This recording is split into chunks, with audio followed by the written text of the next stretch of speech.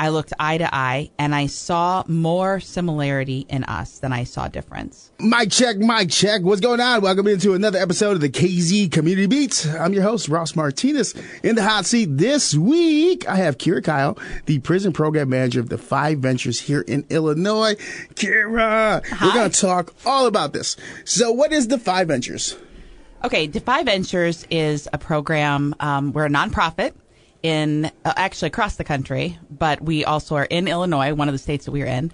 And in Illinois, we provide programming to people who are currently or have been incarcerated to help them start a business that might be a great avenue for them to have employment if they are facing challenges getting employment post-release. Oh, so giving them like hope and opportunity. Yeah, absolutely. Oh, and it's bigger than just preparation for starting a business. The programs, I actually teach one of our programs at Kewanee, which is Kewanee Life Skills Reentry Center. That's in Kewanee, Illinois, about an hour away. Interestingly, a lot of facilities are about an hour away from Peoria. So that is super convenient because there are a lot of places I can get to and that we can potentially do programming at in the future. So Peoria is like kind of like the central hub for you to kind of venture out. It is. So I venture out. That's right. Very good. So we teach a program. It's an 8-month program. And I just had 39 students that graduated from Kewanee 2 weeks ago today. Oh, yeah. The picture you just showed me. Was that them? That's right. Yeah. Nice. 39 guys. And then we also do programming in Pontiac at Pontiac Correctional Center. And we had 43 graduates from our program in February there. And that was the first class to graduate from Pontiac. And congratulations. Thank you. Yeah, I was very excited. The biggest class that we've had graduate so far in Illinois. And then Logan, the women's prison, it's in Lincoln, Illinois. It's about 45 minutes from here. So you do both, men and female. Yeah, we do. We would like to program for as many people as possible. And if people are not at a facility where our programming exists, when they come home, they can still connect with Defy Ventures and take our programming on the outside. Where can they get a hold of you? DefyVentures.org is a great place to go and find out more about our programs across the country. And then if you reach out to our organization nationally, they will connect you with the state that is closest to you, has the most programming close to you. So they would connect you with myself. And right now we are just a staff of 3 people in Illinois, full-time people. We have some other people that work part-time doing the teaching of the program. But my boss, Melissa Odell, is the executive director. And then Chris Harrison handles career and reentry and also our entrepreneurship pathway post-release. And he is formerly incarcerated. And he does just an amazing job in his role teaching people how to start their businesses, like continue that process once they go home. Isn't that amazing that you have someone who's reformed, able to just show the beauty of the process of it as the head of it? Like, hey, it's possible, my dude. It's amazing. It's a huge asset for the guys at Kewanee, for example. He comes and does the programming with us when we have an event. Oh, he's hands-on. Yeah, he is. So just during our events, we have volunteers come in and help us with our events and give business mentorship and coaching to people who are there. And Chris comes in and he also then gets to share. He can relate, right? So the guys can ask him questions and he can share from his own personal story, which is profound because you really want to talk to somebody that knows where you've been. Yeah. And so I consider that to be a huge asset. And we have hired people that have taken our program. Chris did not take our program on the inside. He was involved in a different program at a different facility. But we do have people across the country who have taken our programming and then came to the place where we hired them later on. So, that's beautiful. Yeah. It's you did something great for me. Let me use the skill sets you provided me with to, and then in turn provide for somebody else. And and they're amazing people. I think that's the thing. We have this concept around who's in prison. The people in prison are the people who are doing the bad things. They're the bad people. But that's really not right. The people in prison, people are making mistakes everywhere, right? So people who are incarcerated are just people who are often known for the worst thing that they ever did.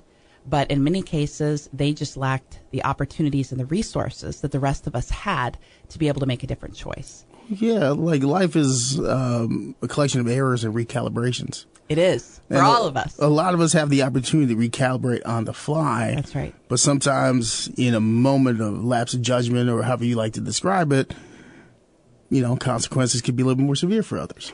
Yeah, one of the amazing things about Defy Ventures is when we do bring volunteers into our events, it's an opportunity to kind of build like common ground, build transparency, build authenticity with one another, to be vulnerable in that space together and to get to know where everyone is coming from. And the thing that you start to discover really quickly is the difference in opportunities and the difference in life experiences that is very characteristic. It's common to grow up in poverty, and it's common to have witnessed acts of violence at a young age. It's common to have been surrounded with an environment of illegal activity that I think it's easy to think we wouldn't have made the choices that somebody else made. But if we were in those situations, can we really say that's true? Oh, yeah. Nobody understands their flight or flight freak action, a course of action, until they're put in that moment. Exactly. And I feel like if we have more empathy and sympathy for a human being who may have not had the right tools to make a proper judgment that we think we could. It's easy to be watching reality TV like, oh, I wouldn't do that. Right. But you just did that last Saturday. You know? So with Defy Ventures here in Illinois, one of the programs that my boss, Scott Willie, told me about was the Shark Tank thing. Yeah. But that's only one aspect of it. Can you tell me a little bit more about that? It is. So we conclude every cohort that we do inside, we conclude with a business pitch competition that is a Shark Tank style event. Oh, and that's so cool. Yeah. Wait, who's the mean one? We try to encourage nobody to be mean, but I guess that depends on where you're sitting and how you're doing in the competition as to how you might feel about that. But a big part of Defy Ventures that sets us apart from some other programming that does exist in some places is that we bring business people in from the community.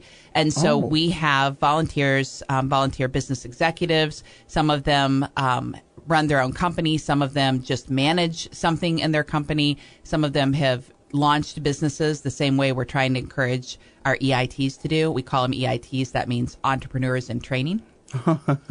That's nice. So we bring in these volunteers who have all of this business expertise, or maybe even just have something specialized that they're really good at in their company, and they are willing to come and check out the situation and see, whether they can learn anything from it.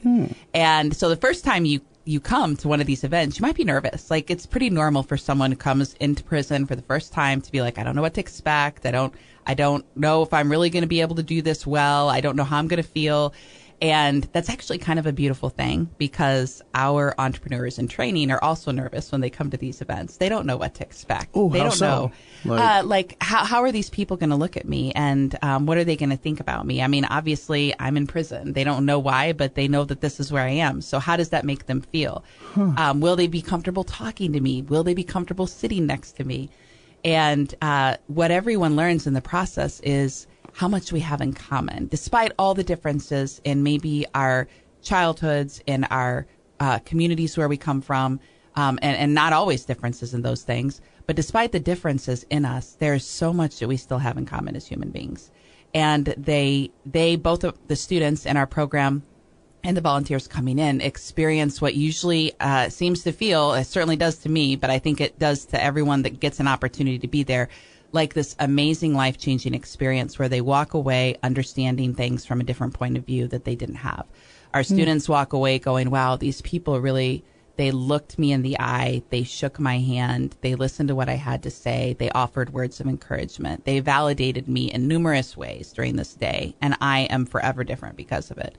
And our volunteers come in and they say, wow, I like the people I met today. They had something meaningful to give me. I'm going home with more resources and more insight and more compassion and with my eyes wider open. And I can see how it's really important that we give people who are incarcerated educational opportunities, because they have so much to offer. They just need the education, the resources, the training to be able to put that into action when they come back home, because they don't want to be there. They want to make a different choice. Well, of course not. Yeah. I mean, there's an old saying that says the two richest places on this earth are a graveyard and a prison. Untapped potential. And I feel like with what you're doing at Defy Ventures, while instilling humanity and hope into individuals who may have not had that growing up, may have not had that while they were incarcerated.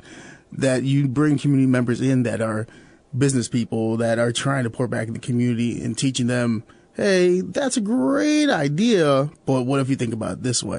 Yeah. It's like a collaborative environment. Yeah. So what are some beautiful things you've seen in these moments? Well, one of the things I will say is I have a unique opportunity at Kiwani. A lot of my students have been incarcerated for 20 years or more. In that time, at some point along that path, maybe not right away. In fact, many of them say that it takes a while for them to get to that point. And what a while is different for each one. But at some point in that journey, they decided they wanted something radically different, and they started working on themselves. They started looking at themselves, trying to understand themselves. They maybe had access to programming, whatever they could take advantage of, they took advantage of it. And they started making changes in how they were living. And that can connect, usually, from my view, a lot of times it connects to different journeys, sometimes a faith journey, often a faith journey, also often a journey in education opportunities, whatever they can take advantage of. So as they might get their GED, they might have an opportunity to help build a house for Habitat for Humanity. I don't even know exactly how that happens, but I've had several students that have helped build numerous houses with Habitat. Yeah. They might work with those who are dying. Some go and do hospice care in the prison, something I'd never thought about, what it would be like to die while incarcerated. And there are students that I've had that have spent years of their time providing hospice care to other people who are incarcerated who are dying. And so they gain these experiences that start to really transform them. And by the time they get into the class that I teach with the 5 Ventures at Kiwani, they are radically different people than the person who entered the system. And I would say that generally the best people I know are people who either are in or have been in prison, because the work that they decide to do under those circumstances, each of us can face challenges in our life, but those challenges may or may not lead us to a place where we are willing to do the hard work to refine ourselves. And there's a lot of ways to dodge that, to ignore it, to pretend it's not there, the things we need to work on. But the students in our classes, generally, they've reached that point and they've done the hard work. So they're amazing people, even before they start taking the class. Who are some individuals that you met, if you can speak about it, that have inspired you to have this train of logic? It's funny because it's impossible to pick one or even 2 or 3. That feels challenging because really they all are offering something beautiful. So let me talk about James. James just pitched a business around shoe cleaning. And so he created his pitch all about a business he wants to start. He talked a little bit about his journey. Patent pending. Don't let nobody steal this idea. He'll appreciate that. Actually, though, I will say the great thing about the businesses that we encourage our students to develop is that we encourage them to develop something that anyone could really do. But it's what they bring to it. It's really about what you bring to it as an entrepreneur, your unique perspective, the unique way you're understanding the problem and understanding your target customer and finding a way to be different than the competition. And in many businesses, that's something anyone can do, right? So the fact that Pizza Hut and Domino's are already making pizza doesn't mean I can't create my own pizza. I had one student that is working on creating pizza for people who don't eat pork, whether that's because they're Jewish, because they're Muslim, or just because they want to have a healthier pizza and they're not eating pork products, and he wants to really focus on that.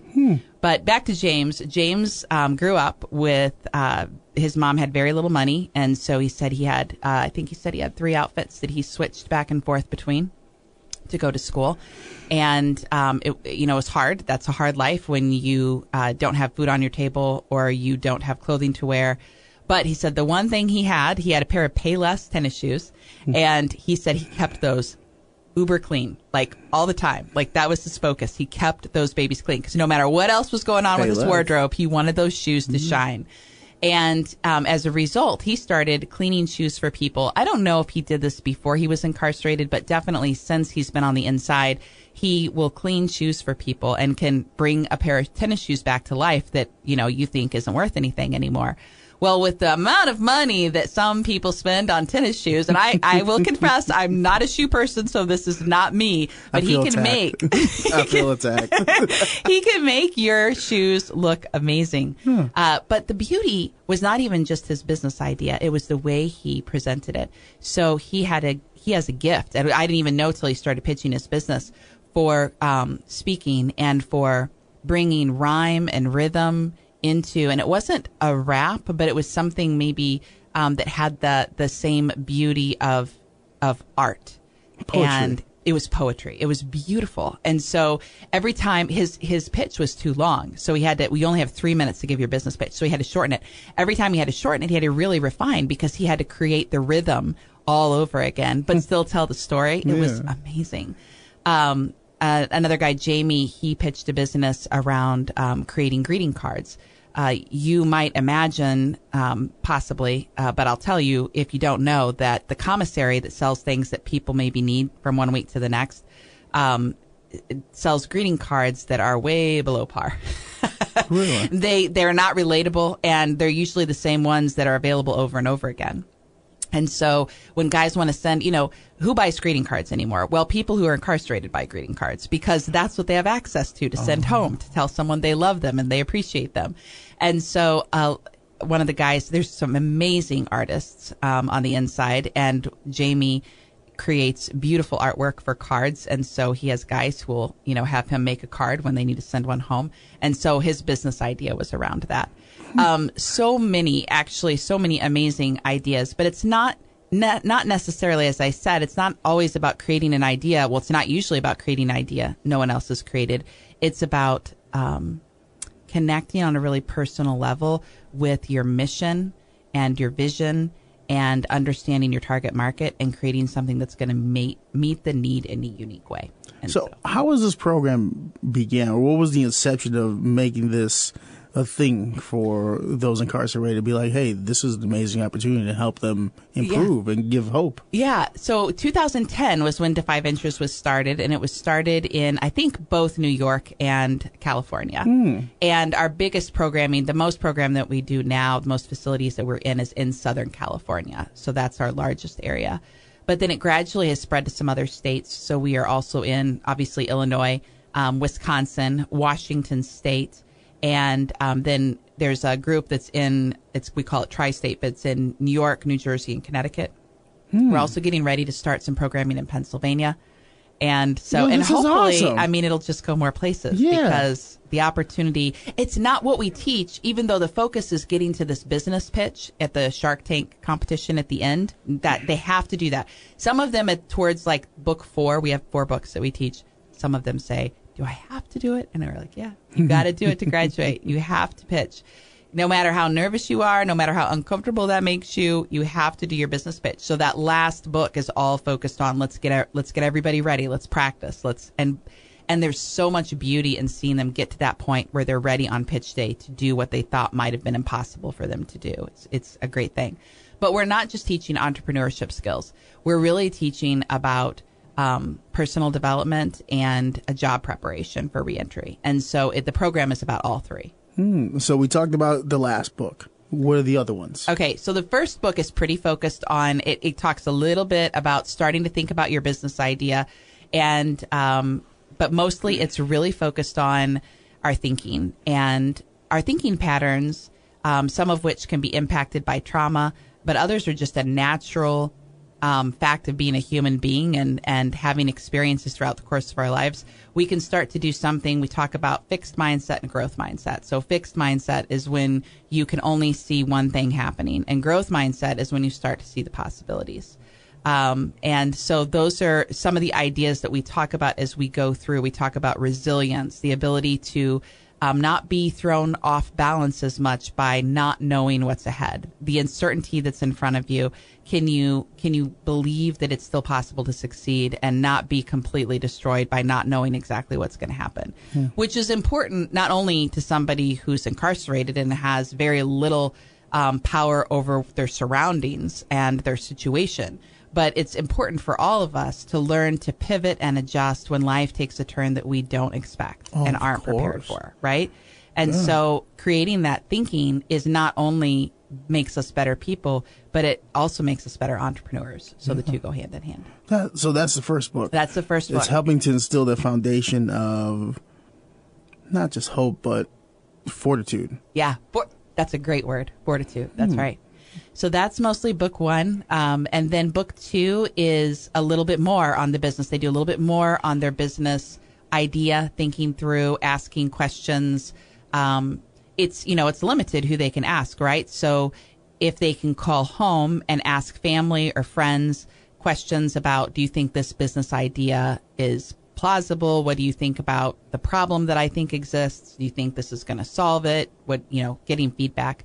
But they also have to just really ask each other, because that's who they're with. They're with also other people in the review. class. Yeah. So they get feedback from their peers on their business idea and the problem. It all starts with a problem, which is interesting. The most challenging thing, honestly, and it's not just for them, but it's for anyone who's starting a business, is not to come into entrepreneurship with an idea of something you think is fun to do and you want to do it as a business. It's to really recognize, is there a problem that someone's going to pay me to solve? And so we're trying to help them look for that, not just the first thing that they think about doing because it sounds like a fun or easy way to make money. So fortitude leads to peer review and also just acceptance of feedback. Feedback, right? It's hard to get feedback, especially when that feedback says, you're maybe not on the right path, or I don't really understand what you're saying, or I don't really understand the problem or understand your business idea. And then especially if this is like you're putting your all into it, so then you're having other people, for lack of a better word, shit on it. You're like, it can make you feel away. It can definitely make you feel away. And so it's learning to help each other move past those feelings and keep pushing forward. And again, they will have to use that in every part of their life. When reentry is challenging, it can be overwhelming to try to figure out a place to live and get a job with all the obstacles and finding people who are interested in hiring those who have a record. That is challenging. And so developing the skills around entrepreneurship is also developing the skills around successful reentry. And that's what book two really talks about, is getting a job, everything from creating a resume, learning to talk. This is maybe one of the most important things in book two, learning to talk about their past incarceration, and which they are still incarcerated at the time, but learning to prepare for an interview where you go in and what's the one question that everybody asks? Tell me more about yourself. And if you've been incarcerated, that can be a scary moment because you might not know how or how much to talk about, or if to talk about at all, the fact that you've been incarcerated. Well, they ask you too. Do you have any felonies or warrants or anything? I will say that the law, there are some things that they can't, there's some things an employer can't ask, but ultimately if they do a background check, they're going to find out. And so it's telling our EITs, don't wait for that to happen. Don't wait for them to find out. You can tell the story yourself and create more credibility if you're willing to go there in the beginning. Like you just say, well, I'll tell you a little bit about myself. And talking about the mistake that they made, not in detail, but acknowledging that they've spent time incarcerated. And then talking about, okay, but how did I use that time? What did I try to do differently? When did I turn a corner? And what does that look like in my life? What have I accomplished since that time? And how have I changed as a person? And why am I somebody you can trust and put your faith in as an employee? In fact, I would say, why do I bring more to the table than the average person that you're interviewing? Because of the things that I've done and how much harder I'm going to work to prove to you what I have to offer. Teaching the elevator pitch. Yeah, it is. And it's scary. And so we write it. They write it 3 times. They write the long version, then they write the shorter version and the shorter version. And then they practice it when one of the events where volunteers come in. That's halfway through the program. We have volunteers come in and give them feedback on their personal statement, on their resume, and then on their business idea. So, yeah. That's amazing. So I like the psychological aspect of this, where you're helping to instill not just the ability to dream for something, learning how to chase it, but also learning how to accept your past. Yeah. And learning how to move past it. Right. Not just ruminating in, this is what happened in my life. Nobody's going to accept me. No, you made a mistake. Okay, let's figure out how to sell it. Let's figure out how to make yourself investable. Yeah. Recognize the things that you bring, not the things that create the idea that you're a risk. So book 2. Now book 3. Book 3. Book 3 is hardcore entrepreneurship. And so usually by the time we get to book 3, they're like, oh, we're just really hungry for tell us the things that we need to know. And book 3 like really drives all of that home. I mean, it's only the beginning, to be honest, of all the things you need to learn as an entrepreneur. But it does give you both some of the main things that you need as you build your business pitch in book 4. It helps you start talking about your target market more effectively, identifying your competition and deciding how you're going to be different from them, thinking about your mission, your vision, your values, and then doing some financial work around coming up with a budget for your business, identifying the difference in the types of expenses that your business will have, from startup to fixed to variable, and all the stuff that means. We do a SWOT analysis. We do all kinds of businessy things that they might not, if they were on the outside, they might not do all of this. Unless they went to business school, they might not learn some of these things. Yeah, like SWOT. Yeah, exactly. So, I mean, I've started businesses and I never knew anything about a SWOT analysis. Yeah, I think it's the police department. Yeah, you know? exactly. So they really do learn some key concepts that can help them develop their business, but it's just like a bird's eye view. It's just getting your feet wet. And then ultimately all of that will continue as you start your business. But it starts to give them some more business concepts that you wouldn't learn outside the classroom. So book 1, you teach the foundation aspect of it, and giving them the preparation to start beginning the inception of an idea. Business, or book 2, you help them have peer review and learning how to take critiques in positively. Book 3, you're like, all right, now create it, figure it out. And then book 4, you're like, all right, let's go. Yeah, now we're like funnel it all down into a 3-minute. Tell me about your business idea and why I should invest in you. So our EITs can win, just like a Shark Tank competition. You can win money at the end. Now they don't get that money while they're on the inside. It's once they're released, they contact Defy and we'll write them a check.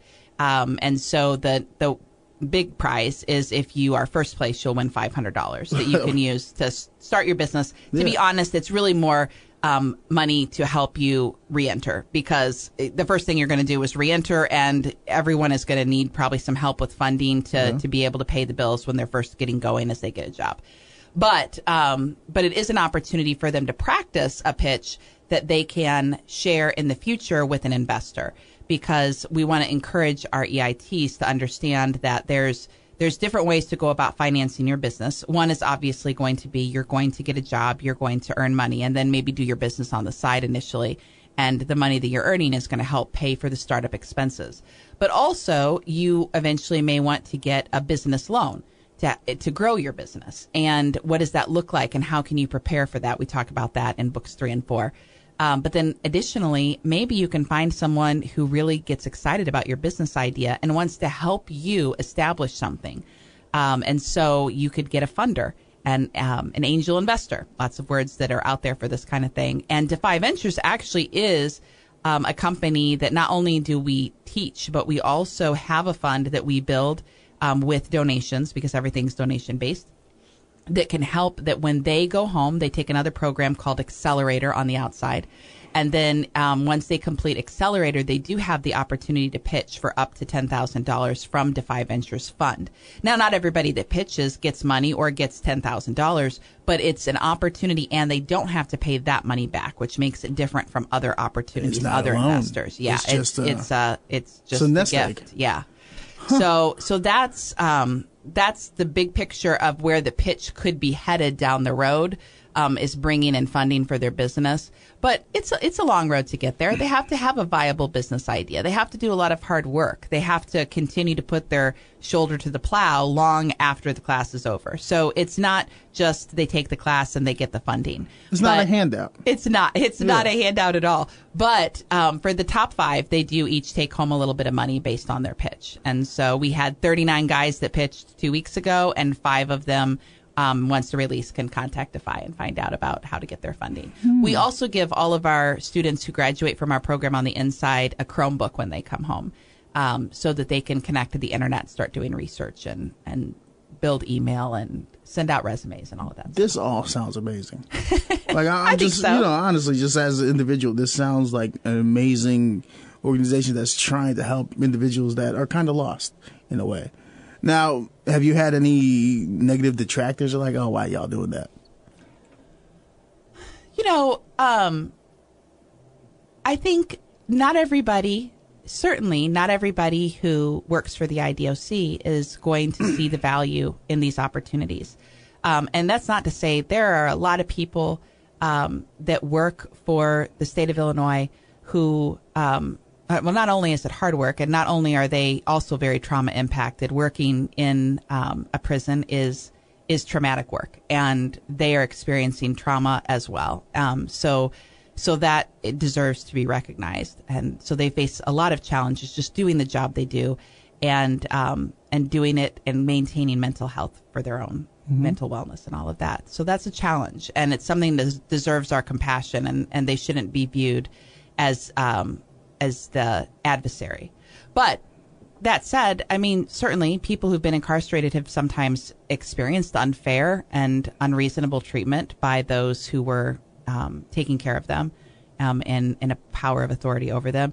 And so there are those who work in the prison system that aren't sold on this being something that somebody deserves. I mean, and it doesn't even have to be somebody who's working for the IDOC. It can be just members of the community. I mean, you might hear about this programming and be like, but they did this thing. Like, why did they deserve that help? Why did they deserve it? And so it usually takes seeing what we are doing over time for people, even people who might not support our work initially, to start to see how maybe this is important to do anyway.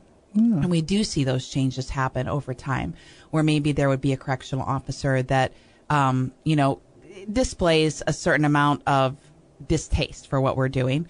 But then after being, on the outside looking in for a certain amount of time, starts to change their feelings about it because they can see that an opportunity is being created. And the fact is, most people who are incarcerated are coming home at some point.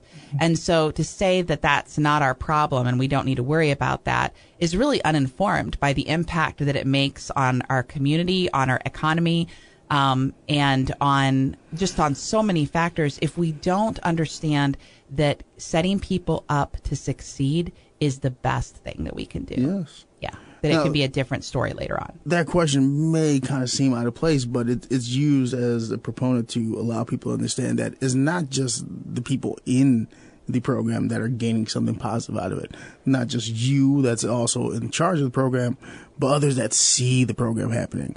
That this is kind of a 360. It's the community thing. Yeah. It's why I love, I tell our students when they're getting nervous about the first time that they meet our volunteers coming in, and they're nervous about their business pitches, and they're nervous about, earlier on, they're nervous about their resumes and what feedback they're going to get. And I tell them, this is amazing opportunity for you, but it is actually an even more amazing opportunity for the people who are coming in, because they can go back to their communities and they can talk about what they saw here today and how it changed their perspective. And there just really, I think, is no better opportunity to change your view about what prisons are, who is there, and what we can do to change the way this plays out better than coming in. And yet it's not easy to go into a prison. I mean, it's a process. There's a lot of paperwork involved, and then finding the right people who feel like, okay, that's maybe something I'm willing to try. But if they talk to a friend who's been in, then they're going to be more open to it because they hear about all the amazing things that people have experienced through this program. So that is actually my favorite part of volunteers coming in, is what it does to the community when the volunteers go home and talk about it. So this podcast, the Community Beat, is used to find individuals that pour back into our community in vastly different ways. Yeah.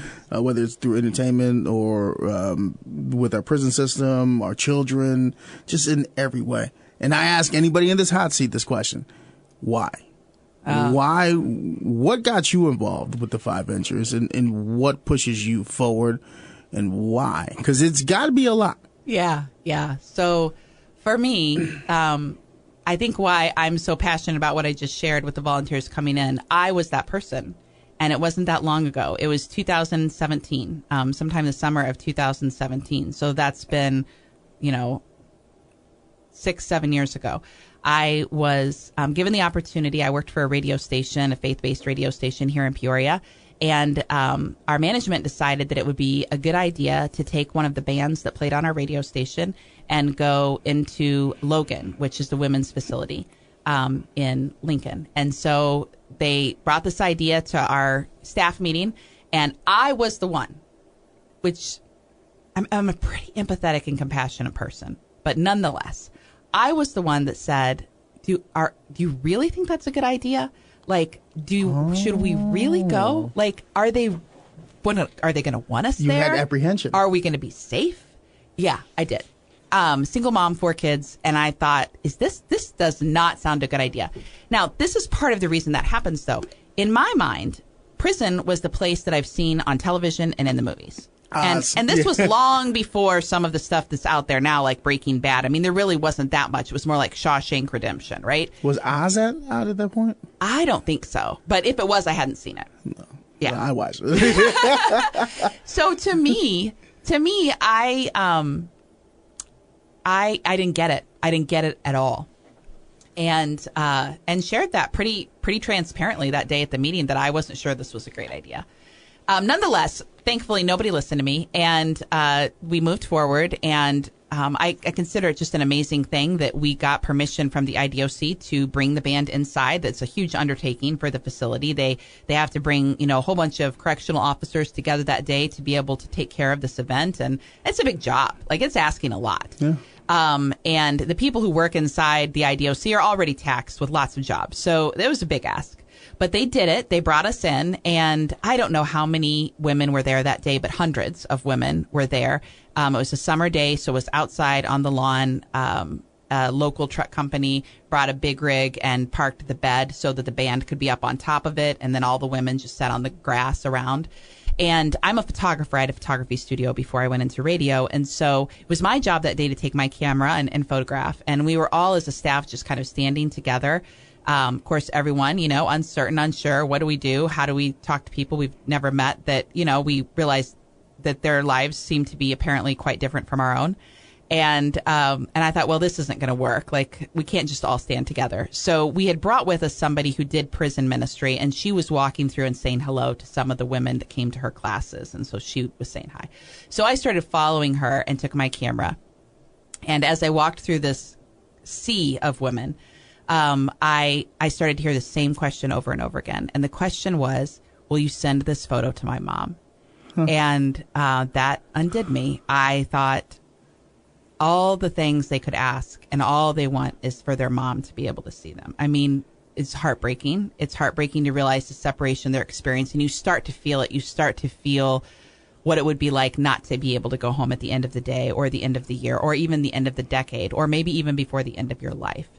And or in some cases, be able to talk to them. Yeah. So, right. So I spent the day getting to know, not that much, but just getting to meet many, many women. I looked eye to eye, and I saw more similarity in us than I saw difference. And I've experienced trauma in my life. Most of it has been in adulthood. And so I, at that point, knew enough to recognize that shared experience of devastation that leads you to places you don't want to be or don't want to go, but you don't know what else to do. Mm-hmm. And so I didn't want to go home. I wanted to stay there. Really? I wanted to stay there and continue to connect and learn more about the people there and find out what I hadn't known before I stepped foot into the prison, which is the people there mattered, the people there had potential, the people there cared, the people there wanted to be. They wanted us there. They wanted to be known. They wanted to be seen. They wanted to be acknowledged. They wanted to just be human and say hello and listen to music. And so I left that day, and I couldn't wait till we went back. We didn't go back again till the next summer. We went back to Logan, and then we went to another facility, a men's facility. And then the following year, we went to 3 facilities. So in the time that I worked for the radio station, it was 6 years. And the last 3 years I was there, we went to 5 or 6 different facilities in 3 years. And I knew that was the work I wanted to keep doing. You just felt that Yeah, I was like unexplainable passion. Right. And I know that not everybody, not all of our volunteers come to the facility and decide that they want to do this full time. So I knew that was probably differentiating something in me that meant I was probably supposed to be finding out, like, how do I do that? Start walking in your light. Yeah. Then the pandemic happened and the radio station, the radio station that I'd worked for that I loved, it was bought out by another organization. Our station manager retired, and I was like, okay, like maybe it's time for me to do something different. I was kind of seeing that writing on the wall, and then my kids came home full time in March of 2020, and I knew that I needed to just be home. So, or maybe it's April. So I stepped away from that job, and in 2021, when I started to just look at what am I going to do next, I wasn't feeling like I was going back to the radio station. I felt like I wanted to look for something in this field. But it wasn't easy. I mean, I wasn't sure how long that journey would be. I interviewed with Defy Ventures. They'd already picked who they were hiring, but she went ahead and threw me an interview just so she could get to know more about me.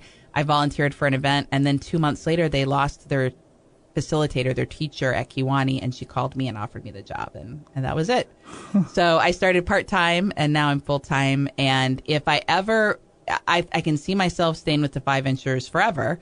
But if I ever go anywhere else, it will still be this work. I'm really certain of that. So that one moment, I think there's some serendipity in there. Completely. Some divine intervention. Yes, that's where, how like, it feels. You were the community member initially that's like, yes, I got kids at home. Is this safe? Yes. To, in that moment, emotionally connecting with the individuals that were incarcerated. Yeah. And you found the beauty there, and you're able to relate with them. Like, I could do some good here. Yeah, and I think it's. I don't even want to act like it's just one-sided because I wanted to do something good to help, but also getting to know them did good for me. It changed me. It helped me grow. It helped me heal. And so some of it was even self-serving, that I realized I would become a better person doing this work. I would become the person that I wanted to be more so, grow into that person more. So, well, I feel like I'm walking the light I'm supposed to now by doing stuff like this. It builds me as an individual. It is selfish in a way, but I feel like anytime you walk in your light, it's a duality. Yes, it's a reciprocal type of pouring in each other's cup. You give and get at the same time. Well, because they say what real love is reciprocal pouring in each other's love cups, filling each other's cup all the way. So as you're pouring into the community's pouring back into you. It's very reciprocal. That's right. So that's amazing. Yeah. So how do you feel now? How many years now you said I've only been, I'm just coming up on my birthday of joining the Defy team full time. So I've only been full time for about a year, but I've been involved in the programming for about a year and a half. I started volunteering about a year and a half ago. And so, but working with inmates now, I have since 2019, 2020? 2017 was when I first went to Logan. So that was. And you haven't been burnt out yet? Oh, no. No, the most fulfilling thing is teaching in the classroom and getting to know the students. It's like having kids, okay? So I had my first baby, and I didn't know if I'd be able to love my next babies as much, and I had twins, and I loved them just as much, and I had a fourth child. I loved that child just as much. You can't imagine as a parent when you have this first child that you could ever love any child as much, and your heart just grows.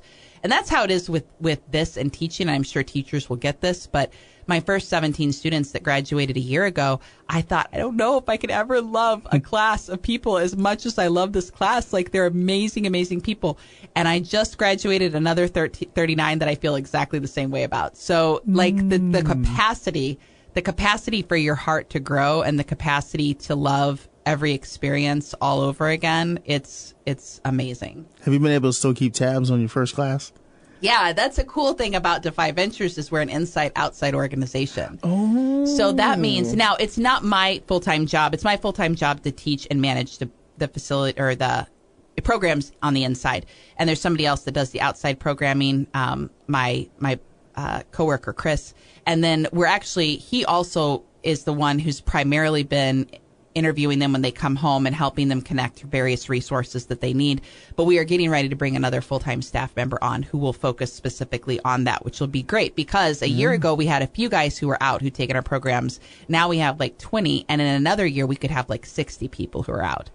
And so, and our first woman is going to a transitional center in Chicago right around now. And so that's exciting. She's the first student that's graduated from a women's facility that is coming home. And so, so that means that when they come home, they reach out to us. And even though I'm not the primary person that on-ramps them into our post-release system, I still can, communicate with them. So I might send an email or I might send a text on a given day to one of our students who's come home and just say, hey, how are you doing? How are things going? And so, yeah, it's a really beautiful thing to be able to keep in contact and continue to see what is happening in their lives and how they're moving forward. See, I'm a body language person. Yeah. And this entire time I see you smiling. You got that, like, it sounds and it looks like you're speaking about something or someone that you love in that kind of context. I do love them. So Demetrius, for example, he came home last summer. He really struggled. He was homeless for a little bit because he lived with his sister for a while. And then I think he slept on a friend's couch, and then he needed to take a job. There was no one he knew nearby. He didn't have the money or couldn't get approved for housing. So he had to live in a shelter while working at a meat factory. But his goal was to get his CDL. He wants to start a trucking company and employ other formerly incarcerated people eventually. So he just, there's something that is offered at Illinois Central College. It's also at Heartland Community College in Bloomington, which is where he took it. But they offer something called the Illinois Equity Workforce Coalition, something like that. Gives opportunities to people who are in a disadvantaged situation, which includes someone who's been incarcerated. So he could take the class for free, and now he can start driving for a truck company. Just got a CDL after taking the class. So that's like angels singing to me. Like, I just to see the moving forward, like he's doing it. He's making it happen. Like, there are real challenges that happen. There were ones that happened for him.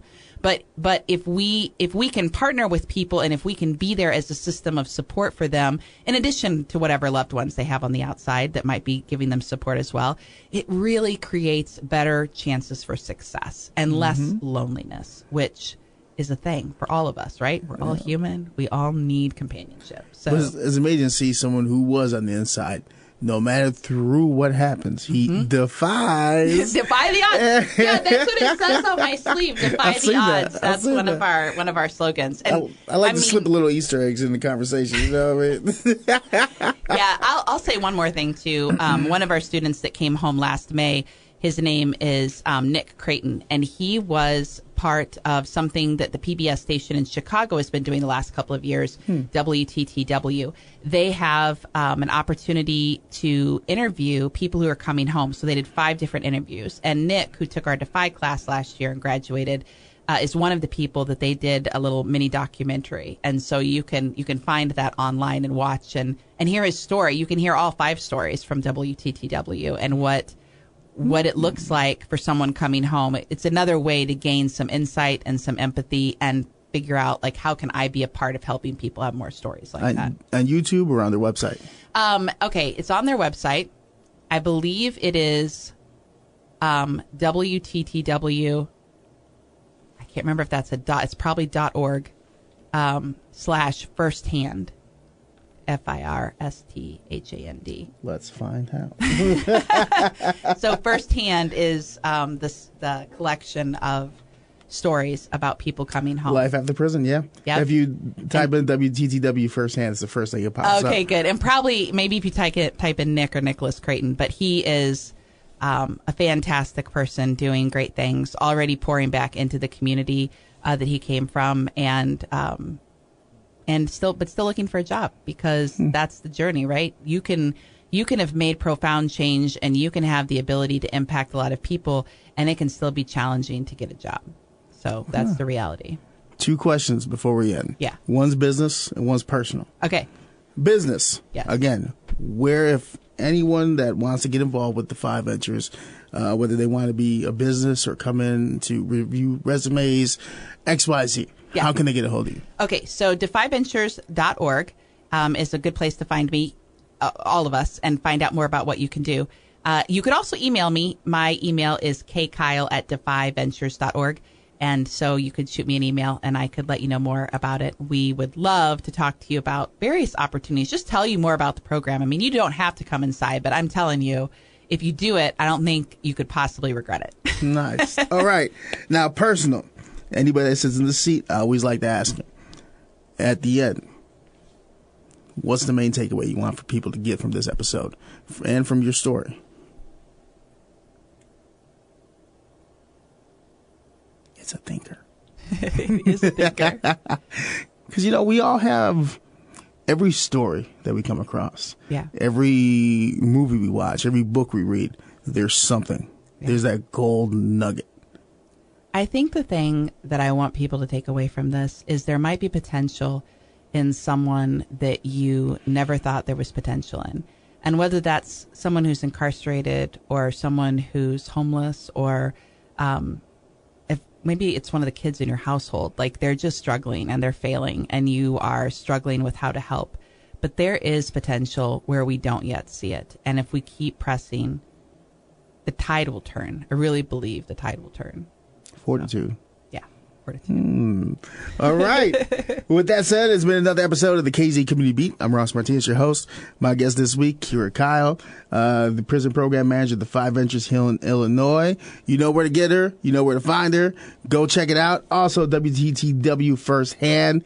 Make sure you check that out. Without further ado, go check out all the other episodes, or I will personally call Santa Claus and tell him not to give you a gift this year. All right, I'm out. Bye.